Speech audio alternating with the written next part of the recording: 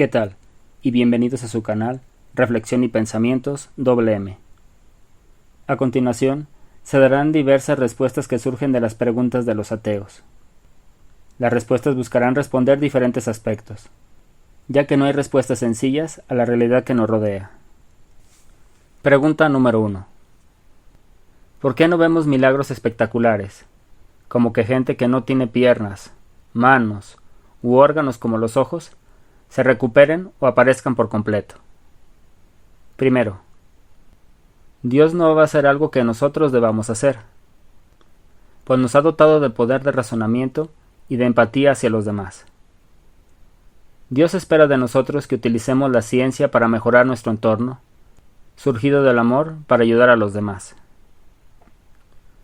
Dios nos ha dotado de capacidad de revertir el entorno negativo surgido por negarnos a seguir sus mandamientos de amor. ¿O acaso no vemos las nuevas prótesis surgidas en tiempos modernos que van acercándose al movimiento natural del cuerpo? Ya hay ciegos que por la tecnología comienzan a ver, o sordos a oír, o también la creación de órganos funcionales, entre otros inventos. Dios parece que no actúa, pero ya actuó, al dotarnos de talentos que se manifiestan en la ciencia y la razón, para entender el entorno y cambiarlo. Así que si parece que no actúa, es porque nosotros podemos hacerlo.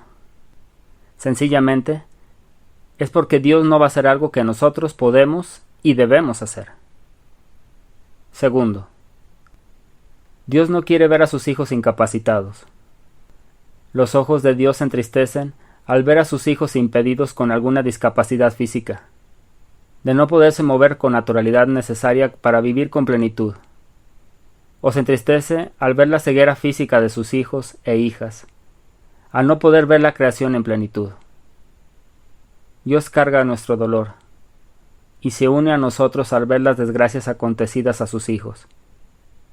Y no actúa de manera directa, todo por respetar nuestra libertad. Pero nos dejó sus mandamientos de amor, y a través de nuestras manos débiles y dependientes de su providencia, llevemos el amor de Dios a los demás, pues el amor de Dios se transmite a través de la caridad. Y repito, Él no interviene porque respeta nuestra libertad, y permitió nuestra caída en pecado que ocasionó todo, incluido la tristeza originada por la desobediencia que cargamos la humanidad desde nuestros primeros padres. Él desea la plenitud en sus hijos. Él no quería este camino. Es por eso que el pecado adquiere forma, pues a través del pecado llegaron las desgracias al mundo. Pues la desobediencia mancilló nuestra armonía natural, deseada por Dios desde el principio. Por eso, nos llama a seguir sus mandamientos de amor, pues es la única manera de juntar su voluntad con nuestros esfuerzos para cambiar el entorno. Porque si la humanidad no gastara tanto en cosas sin sentido, como vicios o gustos malsanos, y se destinara ese tiempo y ese dinero a revertir la situación de nuestros hermanos y hermanas discapacitados, o si existieran programas de inserción laboral efectivos, si buscáramos destinar más espacios dignos para su movilidad, y buscáramos desaparecer las barreras discriminatorias que anidan en nuestro interior, la verdad que el mundo cambiaría. Pero solo hacemos un poco de esfuerzo por ellos, o abiertamente no queremos hacerlo, pues queremos gozar la vida de manera infantil, y absortos en la estatua de nuestra propia imagen, pues tenemos todos por desgracia la tendencia hacia el mal. Cada vez que un discapacitado sufre por la falta de oportunidades, o es relegado a un lado, y siente en su ser que es rechazado, la culpa es enteramente propia. Así que exigirle a Dios cuando nosotros no hacemos lo que nos corresponde es una salida fácil para evadir la responsabilidad que nos toca cumplir. Tercero, las desgracias de este mundo esperan la misericordia de Dios. Le presentaron a Jesús a un hombre ciego de nacimiento, y sus discípulos le preguntaron: Rabí, ¿quién pecó, él o sus padres, para que haya nacido ciego? Y Jesús le respondió: Ni él pecó, ni sus padres. es para que se manifieste en él las obras de Dios. Jesucristo manifestó en este acto la misión de la humanidad para vencer la discapacidad, a través de la ciencia y el amor. Jesucristo es la persona que encarna el futuro de la humanidad, pues en este hecho mencionado con anterioridad, refleja la intención de Dios para que nosotros le imitemos, que hagamos uso bueno de todo nuestro potencial y no perdamos el tiempo en encontrarle razones a lo que simplemente requiere de nuestra caridad para solucionar las cosas, puesto que es un mandato de Él a toda la humanidad. Los que creemos en Jesucristo, vemos cómo Dios, cuando estuvo en la tierra físicamente, ayudó a los de su alrededor, eliminando la discapacidad física y, la más importante, la discapacidad espiritual, que afecta a la humanidad, pues Jesucristo devolvió la vista al ciego, y en eso manifiesta el deseo de Dios para que todos nosotros hagamos lo mismo. Y como Dios quiere que cambiemos el entorno a través de su amor y de la acción, pues a través de su amor y de su ejemplo, cambiemos la discapacidad por la supracapacidad. Pues la supracapacidad es cuando superamos con amor las desgracias y la discapacidad de este mundo. El deseo de Dios es que cada generación, las personas discapacitadas, dejen de serlo, y que cada generación deje avances científicos que ayuden a eliminar la discapacidad física de las personas. A fin de cuentas, las incapacidades del ser humano son solo vacíos que sufre la humanidad, que esperan ser llenados por el amor de Dios a través de nosotros. Cuarto, sí ha habido casos de personas discapacitadas que han recuperado extremidades, como el caso de Miguel Juan Pellicer, que entre las 10 y 11 de la noche del 29 de marzo de 1640, en el pueblo de Calanda, España, se le restituyó su pierna derecha, que ya tenía un poco más de 2 años de ser amputada. Miguel Juan Pellicer nació el 25 de marzo de 1617 en Castellón. Su vida fue normal. A finales de 1637 perdió su pierna, pues le pasó por encima una carreta, fracturándole la tibia en su parte central, debajo de la rodilla. Fue ingresado al Hospital Real de Valencia, en donde se le aplicaron remedios para evitar la gangrena y para tratar que mejorara. Pero los remedios no funcionaron. Pellicer regresó a Zaragoza en octubre de 1637, por lo que fue admitido en el Real Hospital de Nuestra Señora de la Gracia, en donde le amputaron la pierna y cerraron la operación con un hierro candente.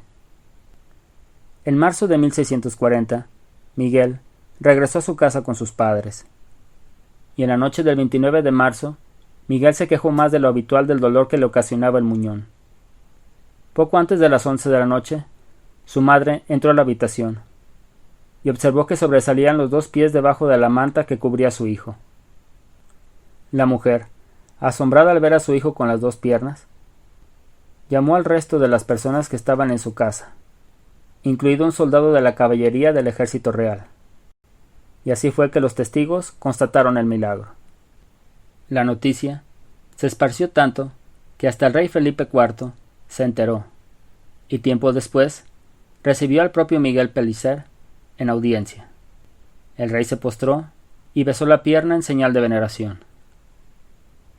De este hecho constan documentos como el acta de bautismo de Miguel Pellicer, el libro de ingresos al Hospital de Valencia el 3 de junio, actas notariadas del milagro con fecha del 2 de abril de 1640, diversas cartas del proceso judicial canónico con declaraciones del 27 y 30 de junio de 1640, con sentencia del 27 de abril de 1641.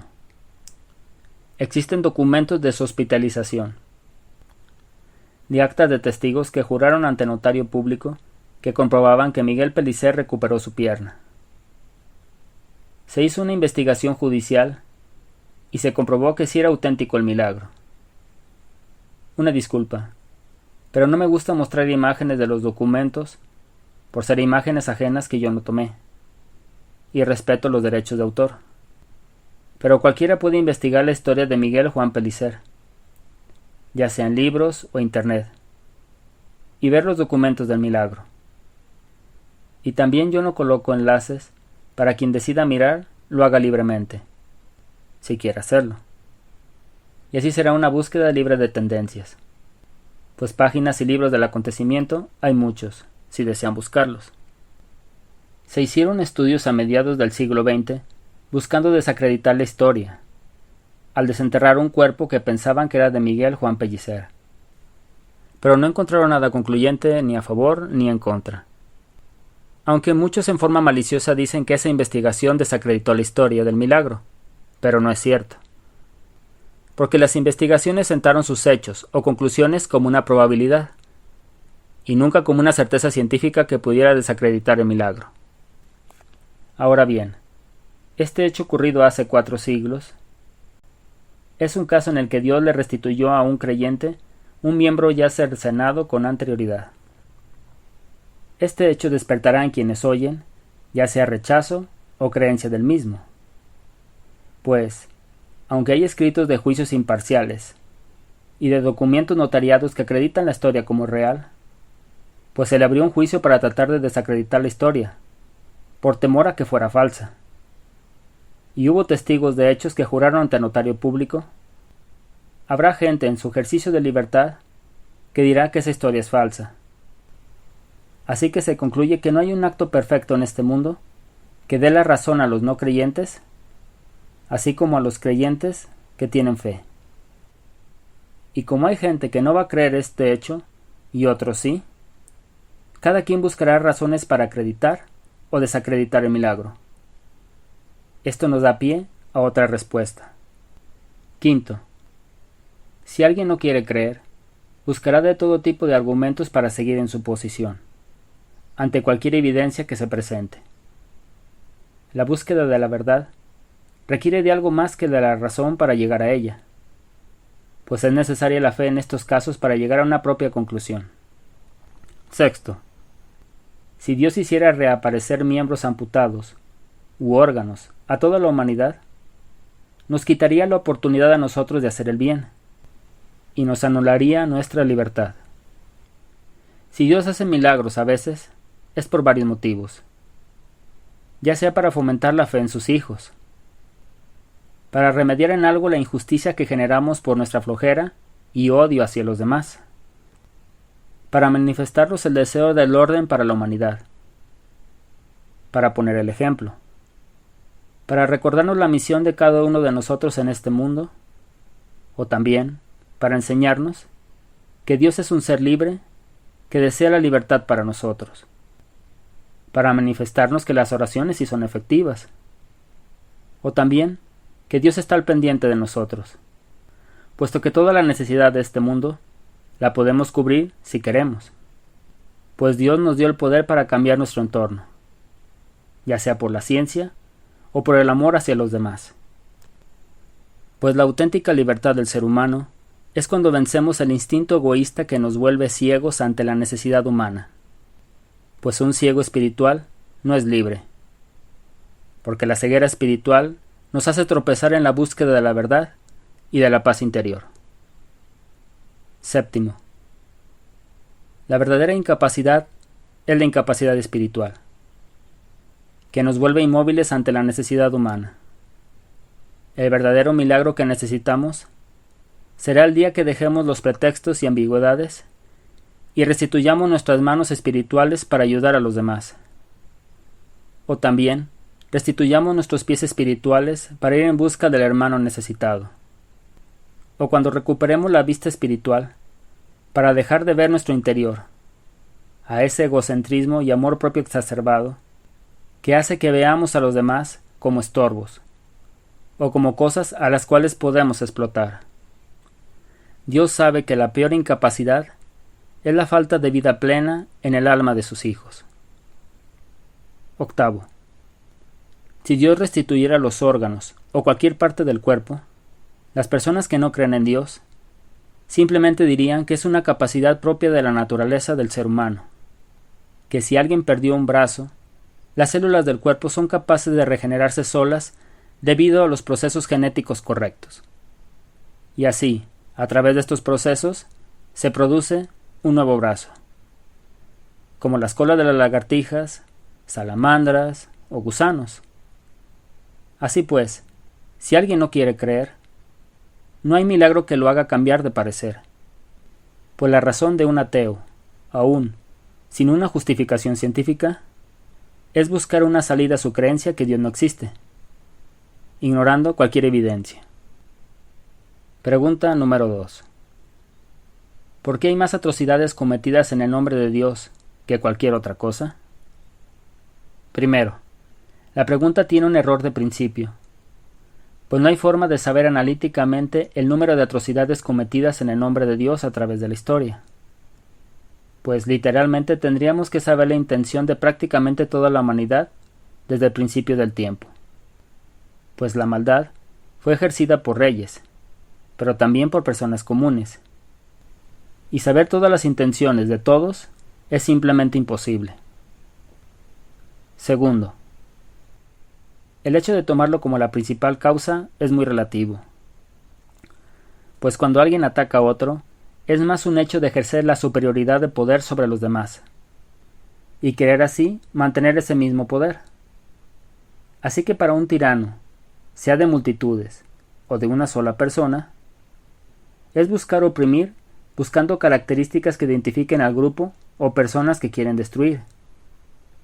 Así que más bien la mayoría de las atrocidades surge por la falta de manejar el poder con ética, y también en no tener principios de tolerancia, así como también la falta de educación para utilizar el poder para beneficiar a los que se encuentran debajo de la jerarquía.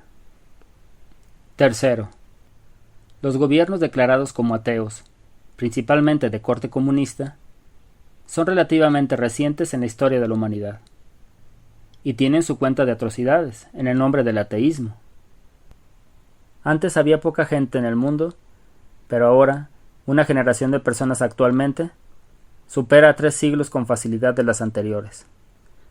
Así que comparar lo moderno con lo antiguo, sin datos, es una expresión gratuita. Cuarto, muchos gobiernos o reinados de la historia eran teocráticos. Por ejemplo, los césares en Roma eran considerados como Dios, así también los faraones, o en Babilonia, y en otros tantos. Así que es muy difícil saber en dónde se ejerció el poder para aplastar a los contrarios, si por la parte religiosa o por la parte política. Quinto, el mal tiene un origen interno, pues surge en el ser humano, y se desarrolla en el deterioro del amor del corazón, ya sea por tendencia natural a la maldad, o de entornos familiares o sociales que permitieron que la maldad floreciera en el corazón de aquel que comete crueldades a sus semejantes. Y éstas se manifiestan cuando su ser se llena de odio. Ahora bien, las expresiones de odio no son exclusivas de las creencias, pues el mal busca pretextos de cualquier manera, ya sea por un principio ateo, religioso, político, social, étnico, clasista, intelectual, de creencia, de principios, o hasta la locura de amor al poder sin sentido. Así que no hay una manera simple de abordar el problema del mal y sus expresiones del poder. Sexto, las atrocidades cometidas, ya sea por ateos o creyentes, surgen por el egocentrismo exacerbado, en la que la persona cree tener la verdad absoluta y trata de imponer por la fuerza sus criterios. Así que el problema no es de creyentes o no creyentes, sino de la necesidad absurda de querer dominar a los demás, del ataque sistemático hacia quienes piensan diferente, y de querer aplastar de manera violenta o a la fuerza a los demás, para imponer la visión propia. Pero esto es algo que afecta a toda la humanidad. Simplemente, el creer en Dios no es una causa absoluta del origen del dominio del poder, pues hasta los ateos lo ejercen de igual modo. Ejemplos abundan. Padres que quieren que sus hijos estudien lo que ellos quieren estudiar. Parejas, sean hombres o mujeres, que quieren que el otro siga todas las órdenes que él o ella impongan, porque ellos siempre tienen la razón aunque no la tengan. Gobiernos que imponen sus políticas públicas, no importando si afectan a millones por sus propios intereses. La mayoría de las decisiones de estos gobiernos, claro está, son económicos. El querer imponer por la fuerza nuestro punto de vista es un mal natural que ataca a nuestro ser y destruye la libertad de los demás. Y para querer hacerlo, se utiliza cualquier pretexto, sean creencias, valores, ideas, lo que sea útil para ejercer el poder sobre los demás, por lo que la creencia es un medio, y no un principio para hacerlo. Hay que tener cuidado, porque si nos descuidamos, cualquiera de nosotros podemos caer en el ejercicio de la tiranía sin darnos cuenta. Pregunta número 3. ¿No sienten horror los que creen en Dios por las atrocidades cometidas en el nombre de Dios a través de la historia? Primero, la respuesta se responde con otra pregunta. ¿No sienten horror los ateos por las atrocidades cometidas en el nombre del ateísmo a través de la historia? Segundo, en tiempos modernos han existido regímenes autoritarios, como Pol Pot en Camboya, Kim Il-sung en Corea del Norte, Joseph Stalin en Rusia, Mao Zedong en China, y en general los países comunistas, que en el nombre del ateísmo fincaron verdaderas dictaduras y cometieron atrocidades que intimidaron, persiguieron, encarcelaron y privaron del bien más preciado, es decir, la vida, a personas que creían en Dios. Lo que nos lleva a una conclusión, que no es la creencia en sí lo que ocasiona el mal, sino la manera salvaje de aferrarse al poder y utilizarlo de manera tiránica, que es lo que causa ese tipo de maldades en el mundo. Tercero, Dios es amor y quiere que nos amemos todos, que vivamos en armonía y en paz. Dios es Padre, ¿y qué padre amoroso quiere ver a sus hijos peleándose, odiándose, o tratando de buscar el tropiezo del hermano que está a su lado? Cuando alguien hace el mal en el nombre de Dios, lo único que manifiesta es una falta de amor en su ser. Las acciones pecaminosas son engendradas en entornos, ya sea de nula o relativa moralidad, o de también excesos en la enseñanza de la doctrina. Es por eso que debemos evitar el fanatismo, ya sea ateo o religioso, pues cuando alguien es un fanático, manifiesta ignorancia, falta de tolerancia y falta de amor a Dios y a sus semejantes. El amor de Dios se predica con la palabra que lleva al sustento de las buenas acciones y una vida de congruencia con nuestra forma de vivir. Cualquier acción malvada es enteramente personal, y cuando utilizamos el pretexto del ateísmo o a Dios para hacer la maldad, pues lo único que manifestamos es una justificación falsa que ayuda a disfrazar la maldad personal que anida en el ser. Cuarto, cuando una religión o secta, en tiempos modernos, manifiesta a través de sus leyes o mandamientos que Dios les manda cometer un pecado o aniquilar a los que no piensan como ellos, esas leyes no vienen de Dios y es una religión o secta falsa. Quinto, claro que es triste que en el nombre de Dios se cometan atrocidades, pero una persona que en el nombre de Dios hace tonterías, ni Dios lo respalda, ni representa a los verdaderos seguidores de Dios, los que siguen de verdad a Dios, que son esos seguidores que no dicen nada, que no se anuncian en los medios cuando van a visitar a un enfermo en un hospital, o cuando hacen el bien en donde sea, que detestan el pecado, que aman sinceramente como Dios manda, porque ellos son los héroes que hacen que progrese realmente la humanidad, como el árbol que crece hasta dar fruto, que acompaña su progreso con el silencio y la humildad. Sexto, ahora bien, como hemos dicho, el mal no es exclusivo de creyentes.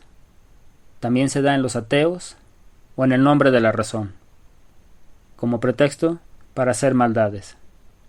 Pero eso da pie a no recriminarnos, sino más bien es una llamada de atención para no dejarnos llevar por la vorágine de las pasiones desordenadas surgidas por el fanatismo. Dios es amor. Así que por lo tanto no se le culpe a Dios por las tonterías surgidas por la falta de amor en nuestros corazones. Hasta aquí este video. Gracias por brindarme de tu valioso tiempo. Si te gustó, te invito a suscribirte a mi canal, brindarme un me gusta y activar la campanita. Te invito a compartirlo, pues las reflexiones y pensamientos son como las aves, que necesitan migrar para así poder crecer y desarrollarse. Ten paciencia, ánimo y que Dios te bendiga.